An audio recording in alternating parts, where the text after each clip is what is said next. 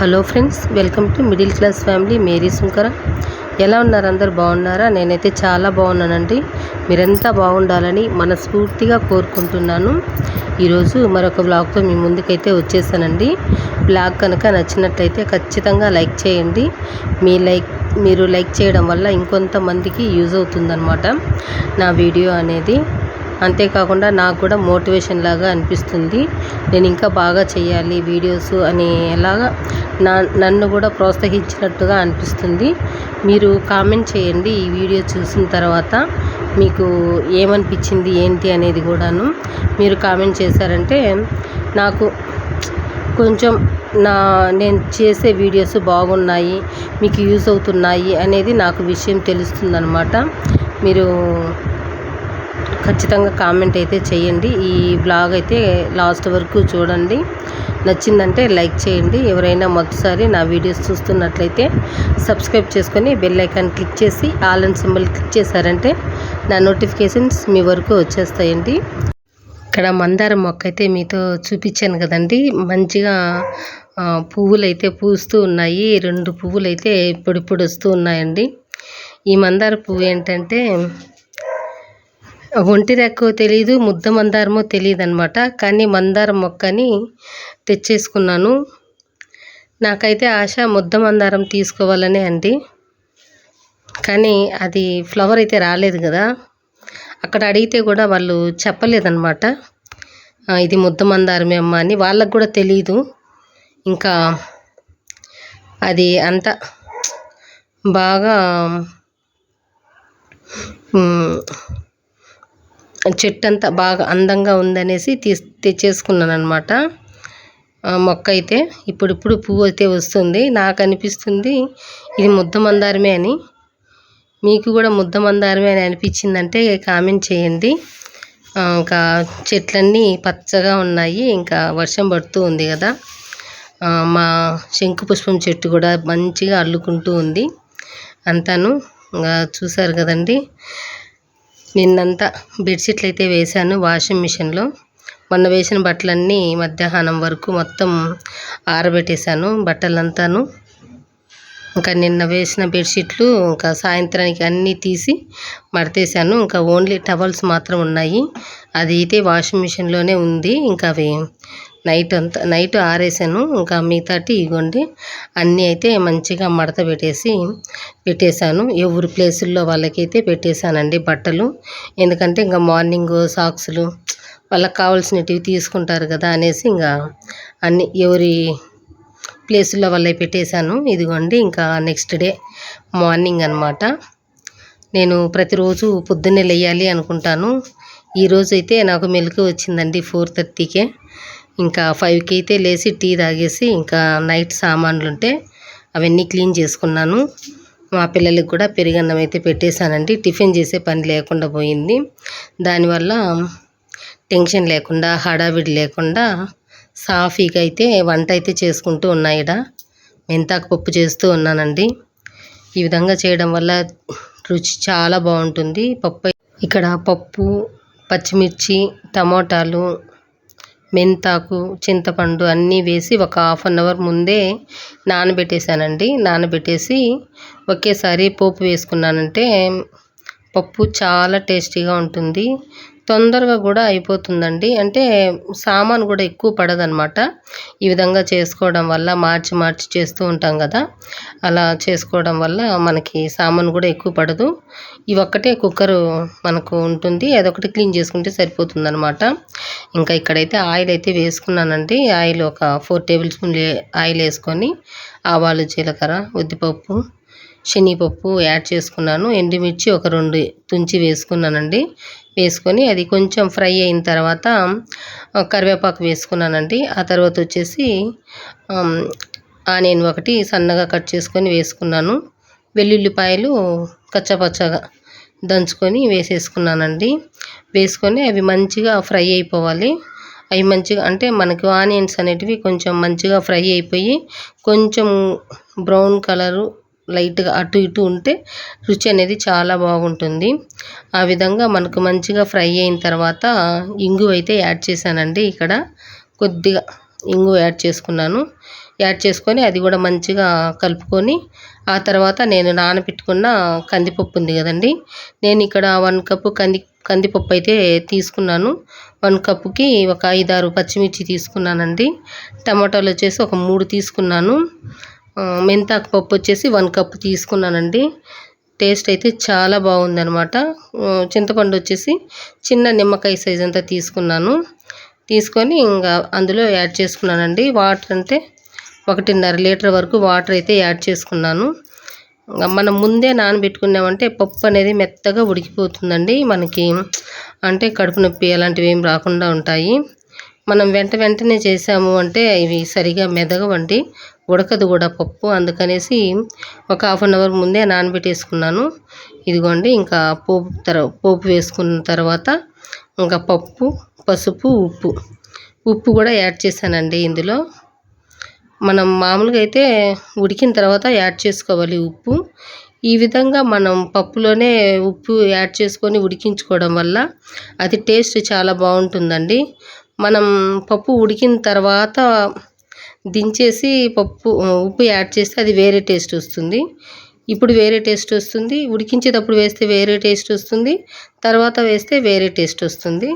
మీరు ఎవరైనా అబ్జర్వ్ చేసినట్టయితే కామెంట్ చేయండి. పప్పు ఉడికేటప్పుడే మనం ఉప్పు వేసుకొని ఉడికించుకుంటే చాలా టేస్టీగా ఉంటుంది. అందుకని నేను ఉప్పు అయితే యాడ్ చేశాను. కాకపోతే ఏంటంటే కొంచెం ఎక్కువ టైం పడుతుంది మనకు పప్పు ఉడకడానికి. ఉప్పు యాడ్ చేసుకోవడం వల్ల మనకు తొందరగా అయిపోవాలి అంటే ఉప్పు యాడ్ చేసుకోకూడదండి. ఇంకా అలా ఒక 7-8 విజిల్స్ అయితే పెట్టేశాను. ఇంకా తర్వాత అయితే పప్పు మంచిగా ఉడికిపోయింది. ఇంకా మెత్తగా పప్పు గుత్తితో రుబ్బేసి మా పిల్లలకి క్యారీ అయితే పెట్టి పంపించేశాను.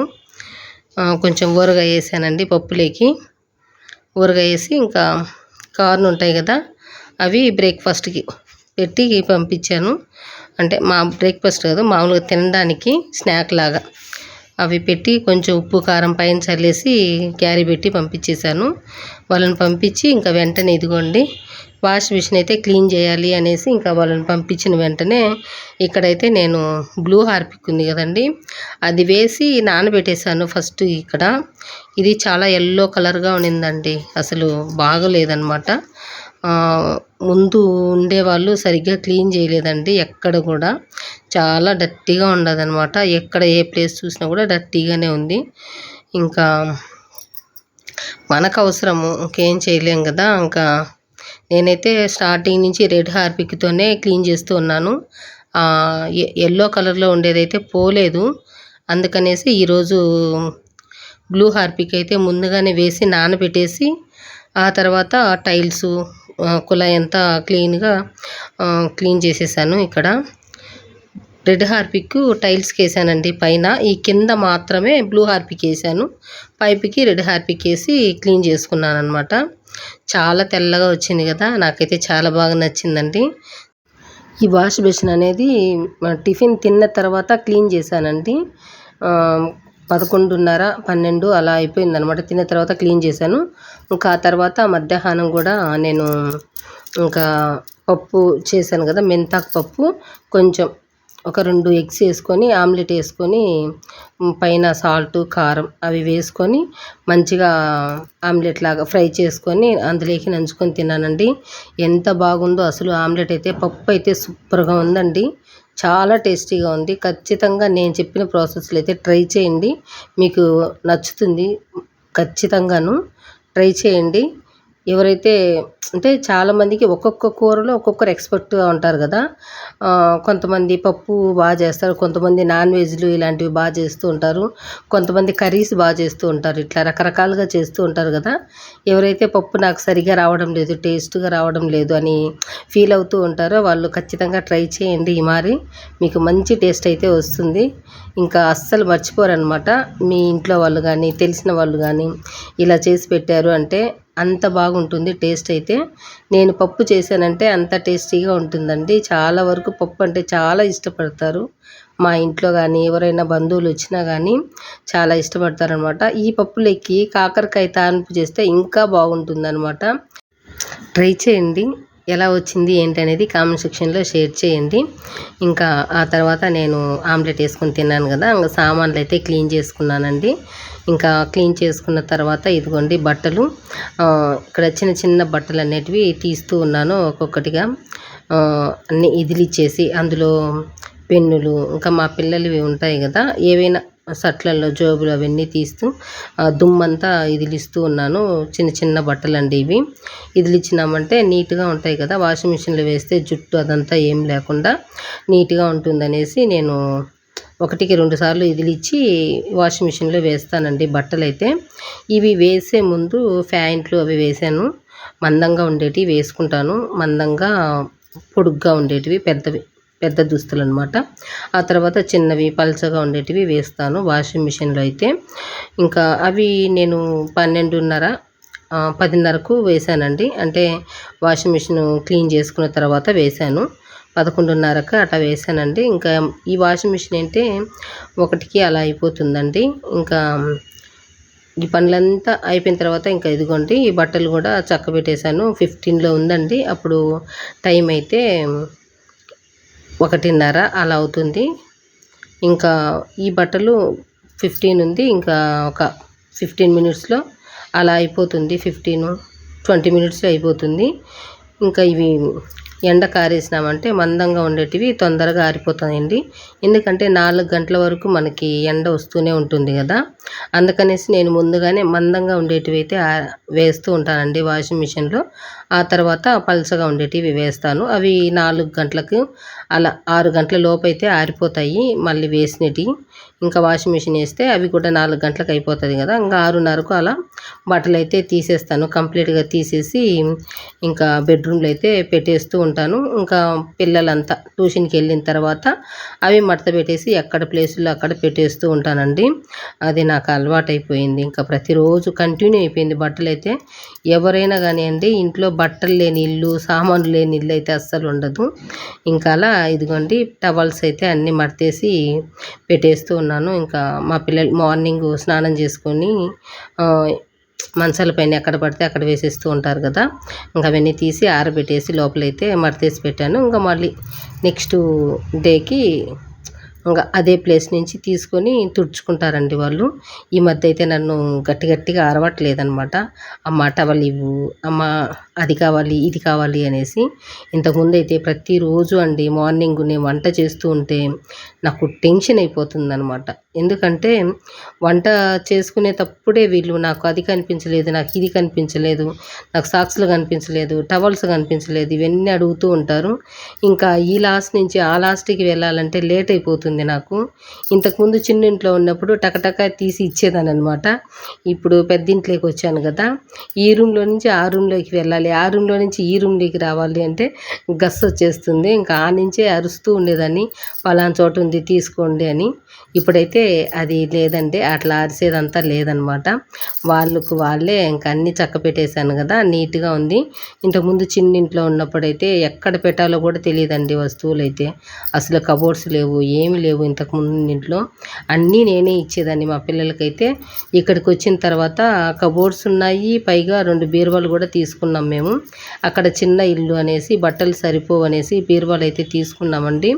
2 పెద్దవి తీసుకున్నాం, అది కూడా మా బట్టలన్నీ అందులో సరిపోతాయి. ఇంకా బెడ్షీట్లు అన్నీ కూడా సరిపోతాయండి, అంత పెద్దవన్నమాట. మాకు కూడా తక్కువేలేండి బట్టలు, ఎక్కువ అయితే పెట్టలేదు మేము తీసుకోము కూడాను. అంటే ఏవి అవసరమో అవి వరకే పెట్టుకుంటాము, మిగతా అన్నీ తీసేస్తూ ఉంటాను. నేనైతే వాడుకునేటివి మాత్రమే పెట్టేస్తూ ఉంటాను. కొత్త బట్టలు కూడా ఎక్కువగా తీసుకోము, ఎందుకంటే మేము పెద్దగా ఎక్కడికి వెళ్ళమండి, ఫంక్షన్లకు కానీ అట్లా ఎక్కడికి వెళ్ళం కాబట్టి ఎక్కువ తీసుకోము. దానివల్ల మాకు బట్టలు తక్కువే ఉంటాయి. ఇంకా తర్వాత ఇదిగోండి ఇంకా మా పిల్లలకి మంచాలు అయితే తీసుకొచ్చేసామండి. ఇంకా బెడ్షీట్లు అయితే వేస్తూ ఉన్నాను బెడ్స్ పైన. ఇంకా వచ్చిన వెంటనే మా పాప రెస్ట్ తీసుకుంటుంది ఇంకా కాలేజీ నుంచి. ఇంకా ఆ తర్వాత ట్యూషన్ అంటూ హోంవర్క్లు అంటూ బాగా అలసిపోతున్నారు. అందుకనేసి ఈరోజు కాస్త ముందుగానే 10 గంటలకే పడుకున్నామండి. దానివల్లే మార్నింగ్ అయితే 4:30కి అలా మెలకువ వచ్చేసింది. అలా మనం ముందుగానే పడుకొని ముందుగానే లేయటం వల్ల చాలా హెల్తీగా ఉంటామండి. ఆ రోజంతా కూడా బాగా హుషారుగా ఉంటాము. అలసిపోము అనమాట. ఎంత పని చేసినా కూడా అలసిపోము. మా ఆయన అయితే మార్నింగే లేసేస్తారండి. ఆయన చాలా హుషారుగా ఉంటారు. పైగా కాలు కూడా ఫ్రాక్చర్ అయింది. అయినా కూడా ఏ మాత్రం అలసిపోరండి. అంత హుషారుగా ఉంటారు. వాళ్ళ స్కూల్లో వాళ్ళు కూడా సార్ ఎలా ఉంటారు మీరు ఇంత హుషారుగా అని చెప్పేసి అడుగుతూ ఉంటారు. వాళ్ళ స్కూల్లో అయితే మా ఆయన్ని మార్నింగ్ లేయడం వల్ల అంత హుషారుగా ఉంటారని నాకు కూడా అనిపించిందండి. ఇవాళటి వీడియో అయితే ఇదేనండి. థ్యాంక్ యూ అండి.